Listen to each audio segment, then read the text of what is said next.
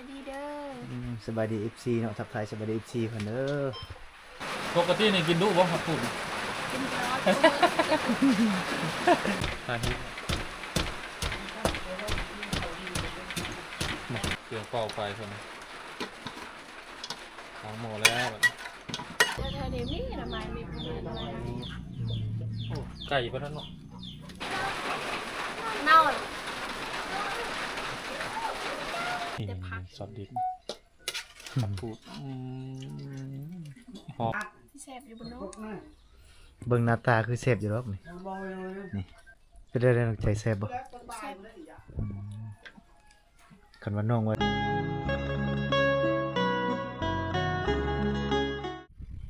สบายดีท่านผู้ชมที่อยู่ทางในและต่างประเทศยินดีต้อนรับเข้าสู่ช่องวิถีชนเผ่าที่ดำเนินรายการโดยเบาแก้วซึ่งมื้อนี้เบาแก้วยังอยู่ที่เฮือนน้องใจคือเก่าเนาะอยู่ที่บ้านชนบทแห่งหนึ่งของเมืองเซโปนท่านผู้ชมซึ่งในตอนนี้ประมาณ12 โมงตอนเพลนี่แหละทางน้องใจเพิ่นที่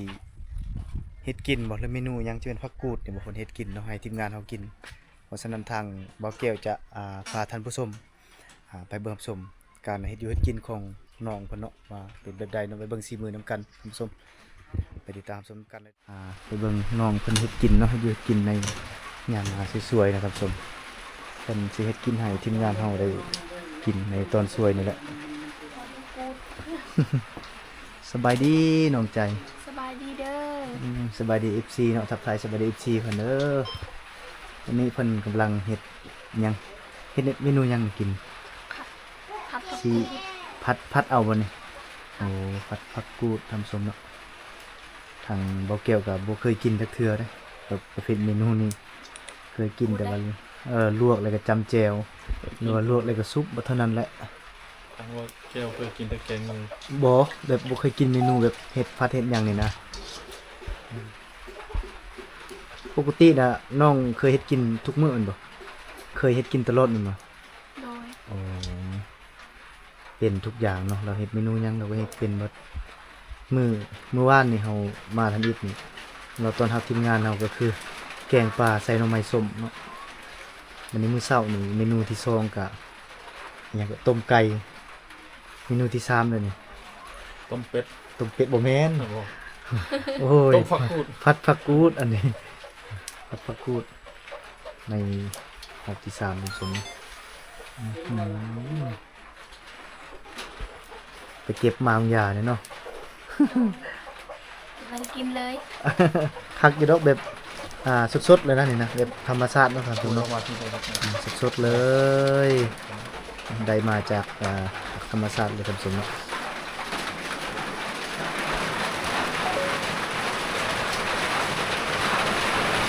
โต๊ะก่อนนะฮะรอได้แล้วคนโต๊ะสบายดีน้องใจอีกนิดนึงสบายดีน้องใจคนโต๊ะเนาะแต่ว่าผมยังได้ยินปานใดรู้ยัง เดี๋ยวสิตัดกินปกตินี่กินดุบ่ครับคุณ กินร้อน อาหารหลักเลยเนาะ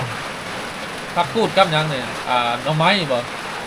กินประจำกินตลอดเลยเนาะผัก ไม่ กูด กินต้ม หน่อไม้ต้มไปซ่อนปลาอยู่บ่ปกติ ไม่ได้น้ำต้ม โอ้ในน้ำแห้งจักหน่อยลงไปซ่อนปลาเนาะในช่วงนี้น้ำขึ้น ช้อนยังไม่ได้เลยเดี๋ยวมา เห็นเด็กน้อยไปซ่อนได้เมื่อเช้านี่ ได้ กระปูกัดป่าหลายเด็กน้อยเขาไปซ่อน ช้อนแป๊บเดียวหนูก็ใช้ ทอดแป๊บเดียวเนี่ย กล้วยนี่ปลามีลายอยู่เห็นอย่อา ย่าง น้องใจก็จะไปซ่อนปลา ได้แห่ตาที่ทีวานแห่ได้เด้ เด็กผัดสู้ เฮ็ดบ้านน้องบ่มีแห่บ่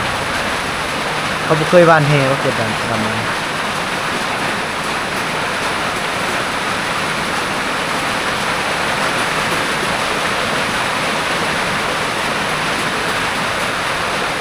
โอ้ฝนตกทำซุมื้อบ่ได้ยินหยังเลยฝนตกลงมาเลย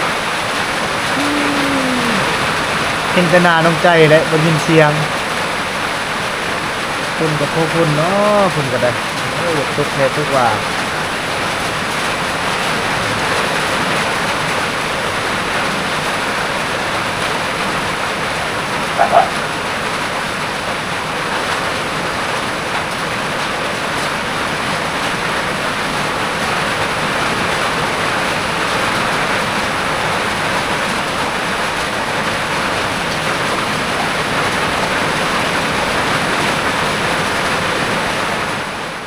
พูดเนาะ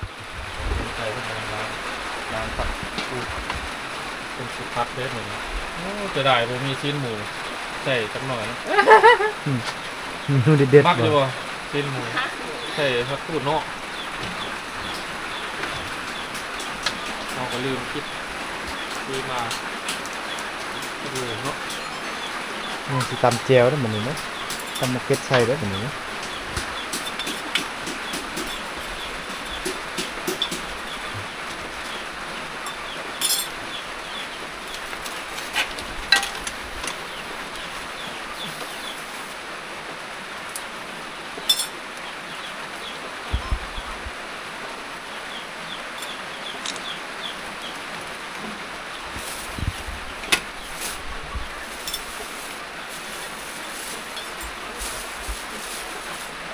เดี๋ยวน้องใจเพิ่นกำลัง ตำมักเผ็ด ตำมะเขือตำมะเขือตำกระเทียมผัดผักกูดเครื่องปรุงก็เอาตามที่มีเนาะ มีแบบได้ใส่ มีแบบใดใส่แบบนั้น เอาบ้านๆนะ ทำมาครบกับบุครบแล้ว ย่ามันกินไปแบบบ้านๆเนาะสมัยก่อนให้เทคมีแต่เกลือเนาะเฮ็ดกินมันก็ยังอยู่ได้เนาะสมัยก่อนมีแต่เกลือ สมัยนี้ก็มีหลายอย่างมีเป็นนัวมีกระเทียมมี รอบนี้ น้ำมัน มันคือ น้ำมันพืชหายากเลยน้ำมันพืชกัน กันออกชนบทเลยหายากรถ แต่เฮือนน้องเกือบครบเด้อเกือบครบได้อเฮือนน้อง มีประเด็ดกวดพร้อมเนาะ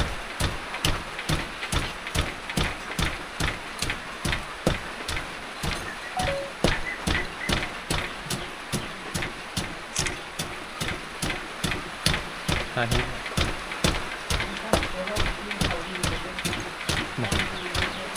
เรื่อง เราบริหารนะถ่ายก็ถ่าย หลังหม้อกระทายเนาะเพิ่นว่าน้องใจว่าหลังหม้อกระทายเลยบัดนี้ทายแล้วในหอยทายเนาะบ่ให้ขาดขั้นตอนเลยนะให้ FC เฮาได้เบิ่งทุกตอนเลยนะ ไปใส่กระเบื้อง ไปใส่กระเบิ่งติดตามทุกๆวินาทีเลยนะ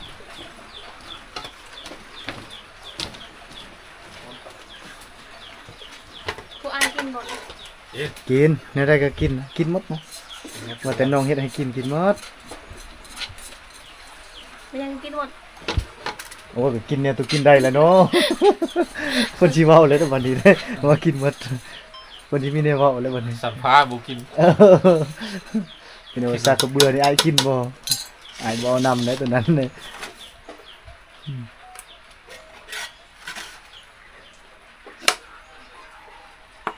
ขัวกระเทียมหอมๆแล้วก็เอาผักกูดลง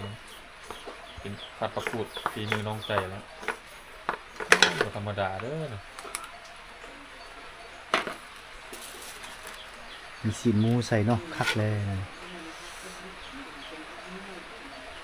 อย่าไปเว้าหานะเนี่ยมันบ่มีนะ อ๋อว่ากันมันมี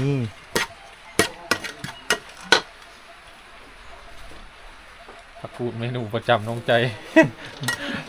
ทีมงานเฮาอยู่ดนเป็นประกูดได้จังได๋เด้ อ่า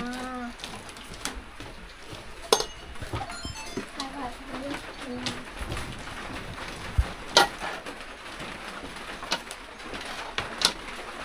อืม อ้าวเฮ็ดอีกบาดนี้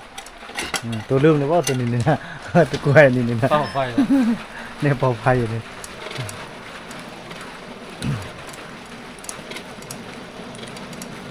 น้องใจเพิ่นกำลังเป่าไฟเนาะเครื่องเป่าไฟเพิ่นล้างหม้อแล้วบัดนี้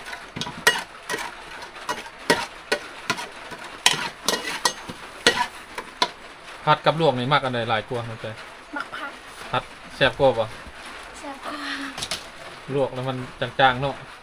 จางมันไม่มีรสชาติ มันมีรสชาติเลยปลากินรู้อยู่บ่ปลา ปลาไม่ปิด ไฟไปหาปลา น้อง เนาะกับแม่บอกไปซ่อนบ่ เฮือนน้องใจนี่ยังบ่ได้ถามเลยว่ามีน้องจักคนไผเฮือนน้องใจ 4 คน 4 คนและมี รับพ่อกับแม่6 คน โอ้มีน้องชายแม่นบ่ ไม่ใช่ น้องชายน้องสาว น้ แล้ อ ว ง ก็ ชาย2คนบ่ ใช่ทุกคน น้องสาวผู้หนึง เพราะว่าเบาเกลมาวันบ่เห็นไผเห็นแต่ลาว น้องใจลูก กับ กบ แม่ว่า บ่เห็นเลยนะน้องสาวเพิ่นก็ ไปเรียน ย่างเขาออกอยู่นี่ เออแม่บ่สังเกตเนาะเราบ่ได้สังเกต ไปที่ไมมอนเคย คนก่อน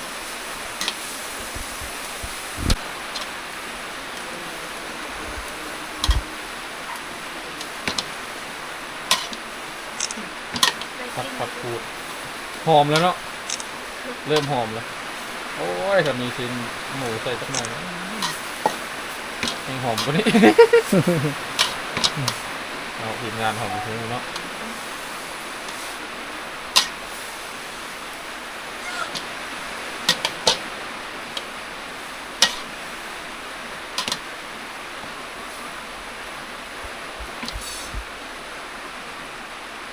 หอมเลยได้บัดนี้หอมเลยได้ เริ่มหอมแล้วโดนใจแล้วหอมโดนใจแล้ว หอมผักกูด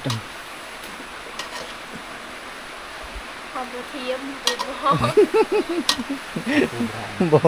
เรียกว่าหอมผักกูด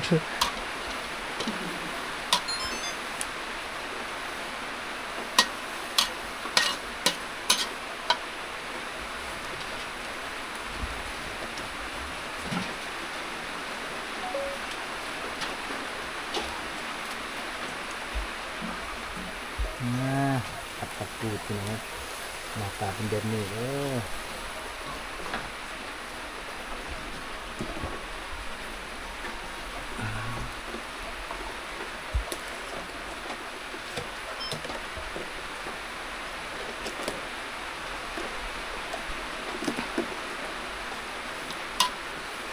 สุกแล้ว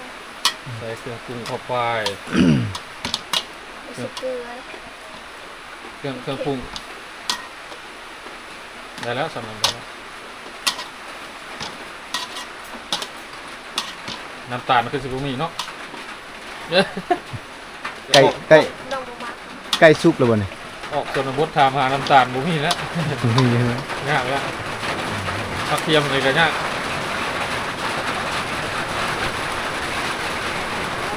นะน้องเพิ่นว่าไก่สุกแล้วนะทุกคนเนาะ โอ้ยบ่ได้เอามาหุ้งหามาหุ้งมาให้น้องใจตับเนาะ แน่นผัดอันนี้ตำมะฮุ่งสุดยอดเลยแล้ว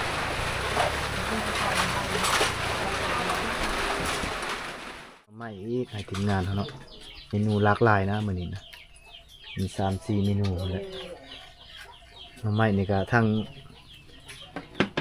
งเบาต้อยเพิ่นเนาะทางช่องเบาต้อย Channel เพิ่นผู้อุปถัมภ์คำสู่ให้เกือบกระสอบหนึงนะเมื่อวานนี้นะเมายังใหญ่เมานำลานน้อยเพิ่นแน่แล้วก็นำอันไม่เท่าอันนี้เกือบกระสอบหนึงเอามาให้อยู่เฮือนน้องใจนั่นแหละให้กระต้มมากินมื้อนี้แหละเพิ่นก็ต้มให้ทีมงานเฮากินคือเก่านั่นแหละบ่แม่นให้ผู้อื่นดอก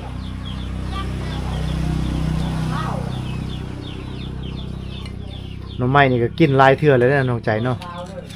บ้านน้องใจนี่ก็มีหลายเด้หน่อไม้เนาะ ขมือ บ่ยากเลยน้อง โอ้ ใจจนมือ คันไปหานี่มีหลายได้แต่ว่าคันอยู่ไกลตัวเมืองนี่ก็ได้ขายเนาะคำสอง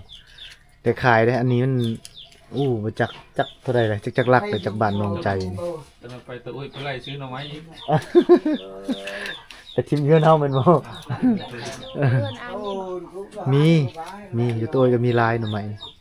มีลายคือกันหน่อไม้ลาย แต่คอยน้ำไม้นี่ไก่เลยไก่นี่นะ โอ้จากบ้านนี้ไปได้ ขึ้นเครื่องคู่คนบ่ลูก เป็นผู้ ไปหาหน่อไม้นี่บ้านอ้ายนี่ติด มือเลย อาโยว่าเนาะ ข้ามมือ บ้านอ้ายนี่ติดกับบ้านเลยนี่หลังบ้านนี่จะไปมีแต่หน่อไม้เลยบ้านอ้ายหลังเฮือนจะนี่ไปนี่แม่นโลด แถวนี้มีน้ำไม้มีอะไร ไก่ปะท่านเนาะ ไก่เว้ยเขาคิดว่าไก่ ไก่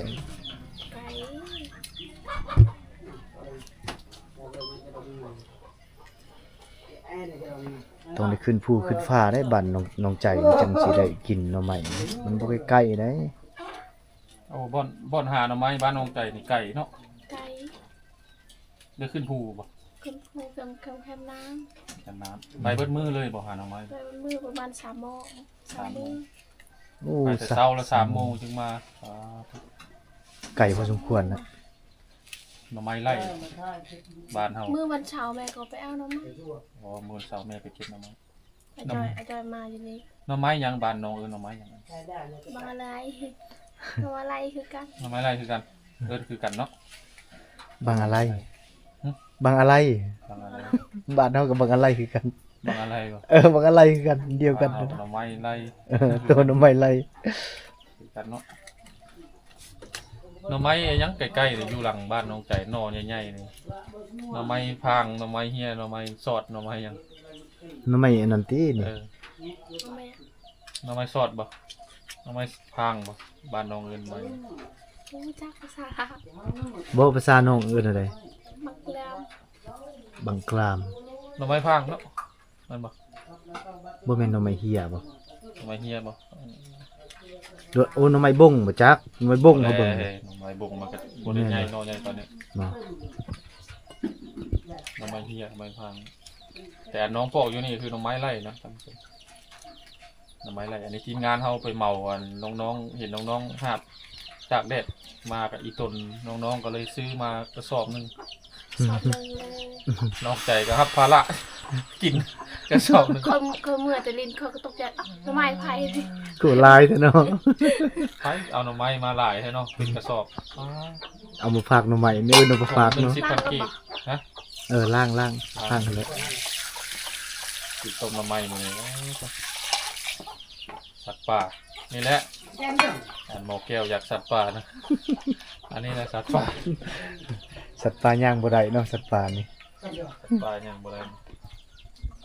ไปยามไรก็เห็น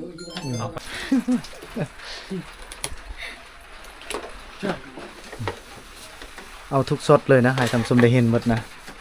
ทุกวินาทีเลยเห็นหมดว่าน้องมันอันน่ะเคลื่อนไหวไปทางใดก็เห็นหมดนะติ้งคิงก็ยังเห็นนะ ติ้งคิงหน่อยหนึงก็เห็นหมดนะทีมงานเราได้ถ่ายเก็บหมดภาพทุกซอกทุกมุมเลย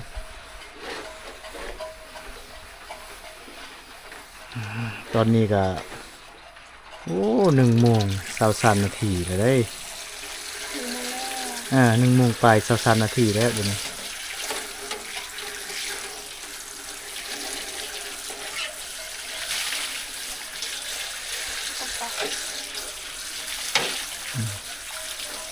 อัดแล้วล้างถ้วยก็เอาได้วันนี้เด้ ล้างถ้วยได้ล้างถ้วยใส่ผักกูดแต่มันเอาจังได้ก็ทีมงานเอาอดเอาเด้อไก่สิได้กินเลยได้บัดนี้เด้อยากก็อดเอาก่อนบนล้างถ้วยไว้แล้วนี่ล้างถ้วยแล้วก็ตักเลยมัน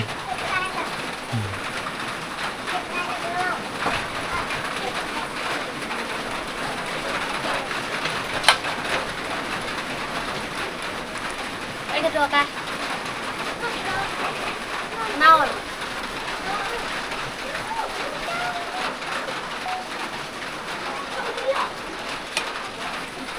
น้องใจล้างถ้วยอนามัยถ้วยเพื่อให้ตักอาหารดีๆให้ทีมงานเขาได้กินเนาะ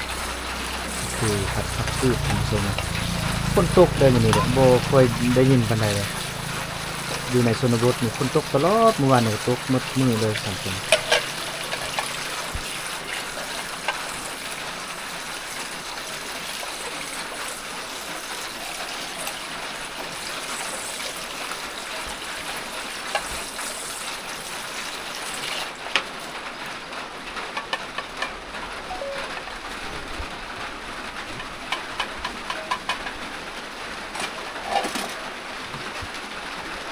ไฟอยากดับ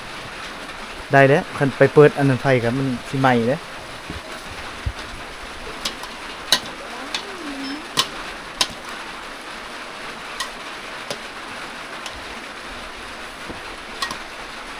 ชุกระบอบอันนี้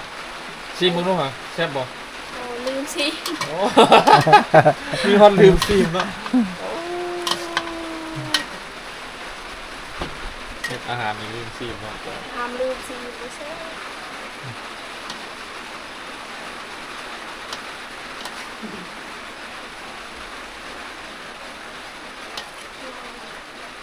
ฮ้อนนะ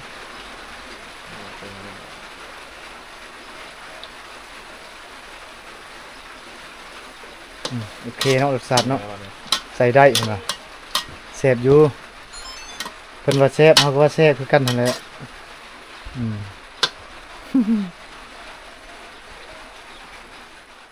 ไม่กินไม่ยากเลยบัดนี้ โทรศัพท์ก็ได้เลยนะซอสมันเด็ดๆตักไปกินนี่ซอสดิบผัดพูดหอม โอ้หอมจังเลยว่ะ พูดหอมกระเทียม หอมมากๆคนไทยวะ ท่านผู้ชมเบิ่งอันคลิปนี้พี่น้องทางฝั่งไทยนี่ได้กินอยู่บ่ผักกูดเนาะ กินหอมทาง บุมีเนาะ ทางกรุงเทพเฮานี่ยันบ่มีเนาะน่าจะแถวภาคอีสานเฮาก็น่าจะมีผักกูด บ่ฮู้ว่าพังนั้นเขาเอิ้นจังไดผักกูด ผักกูดคือกัน โอ้ พูดกัน คนไทยจังได๋ ผักกูดคือกันทางพี่น้องฝั่งไทยก็เอิ้นผักกูดคือกัน โซดนะ ผักกูด ทางนี้ได้เอิ้นหยังก็ ทางพุ่น บันโจน ปาราจอน บาราโจน บาราโจน บาราไต้ตั้งห่างบ่ บาราโจน บาราไต้ ไม่อย่างมาแต่ จักพักอีหยังวะถามเขาอยู่ไอ้บ้านตะนาง เขาว่าบาราไต้บ่ บาราโจน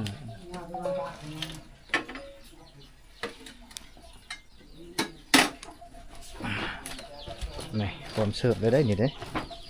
นี่ใช่ปะ นั่นแห เอ ละ อนี่ก็ได้เอาสิให้เบิ่งหน้าตาอาหารเที่ยงของพวกเฮาก่อนเนาะคือทางน้องใจเป็นต้นรับของเฮา ไปมีผัดผักมีต้มหน่อไม้ไล่แล้วก็มีชิ้นหมู เขาก็เต็มกระติบเลยทำสมเนาะ เอากลับไปเอามาชิ้นหมูเอามาจนได้เนาะ จักไปโซกอยู่ไสแล้วไว้เด้อ ชอบอยู่ใส่เสียงไว้อยู่บนนอน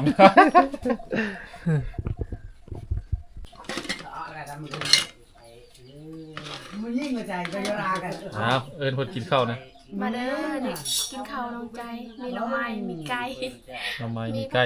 มีผักกูดมีชิ้นหมูอีกเนาะ สิบโมง เพราะต้องหลากหลายน้องใจจมจากชิ้นหมู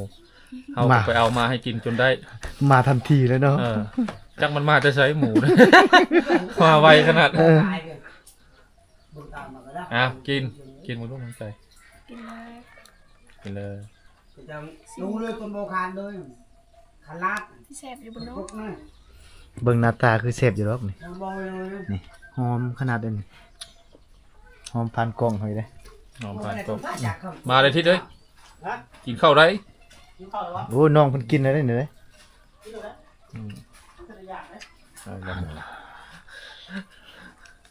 หมูกินเมดพุ่นบ่จากสียากเดียวนะ เป็นได้น้องใจแซ่บบ่คันว่าน้องว่าแซ่บนี่เฮาแฮงแซ่บกว่านี้เด้ นั่นแหละ อืม สีมือน้องใจเนี่ยแซ่บแล้วนะเพราะว่าเราเคยกินหลายเทื่อแล้วรับประกันเนาะสีมือน้องใจหน่อไม้อีกนึง มีหน่อไม้ แจวอีกนึง นาได้ เบิ่งกระฮ้อนทองรถเฮา ต้องลุงในการกินกินกับไข่ไม่ต้องไหนหรอก น้องก็เพิ่มอยากเข้าพอดีแล้วเนาะท่านผู้ชมตอนนี้ประมาณ1:00 น 1:30นี่แหละบ่ายโมงครึ่งนี่แหละ บ่ายโมงครึ่งแล้วบ่น้องก็หิวข้าวเนาะไปเฮาก็สิกินข้าวกันเนาะ มาท่านผู้ชมมากินข้าวนำกันเด้อกินข้าวอะไรจังว่ากันใหม่เนาะบางทีทีมงานเฮาได้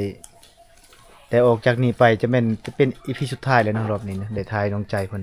ถ้ามีโอกาสก็รอบหน้าจังได้มาอีกประมาณ2026พุ่นแหละเพราะว่าทางทีมงานเฮาก็มาทางไกลเนี่ยท่านผู้ชมเพิ่นสิมาฮอดนี่ก็หลายโลเติบนะ เป็นอะไรกันแหละ กินข้าวนำกันก่อนบัดนี้จังหน่อยจัง ข้าวยามน้องใจ